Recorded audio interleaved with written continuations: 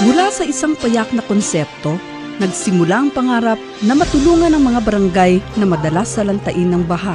Kung dati-rati ang Davao City ay hindi tinatamaan ng bagyo, ngayon, sinalanta ito ng biglang pagbaha noong June 28, 2011. May 30 katao ang binawian ng buhay sa Matina Pangi at Matina Aplaya. Karamihan dito ay mga bata, kababaihan at matatanda. Isa sa sinasabing sanhi ng baha ay ang pagtatapon ng basura sa ating mga ilog at dagat. Pero may pakinabang ang basura. Isa na rito ay ang mga tinapon na plastik na bote. Sa ating pagtanto, ang plastik na bote ay wala ng silbi. Pero ang TV5 at Radyo 5 Davao, naniniwalang maaaring pakinabangan ng mga boteng ito para makatulong sa mga binabahang barangay.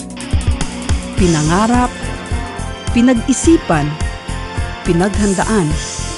Kaya sa tulong ng Phoenix Foundation, SMART, PLDT, Philippine Coast Guard, Philippine Coast Guard Auxiliary, JCI Kadayawan at Kiwanis Hamog, sinimulan ang Project Life Bote para sa barangay. Maraming buwan na pinaghandaan ang Life Bote Project. Ginawang kompetisyon para lalong maengganyo ang iba't ibang barangay na maghanda sa baha. At eto na ang nangyari. Noong nakaraang Biyernes, August 9, 2013, ginanap na ang kompetisyon.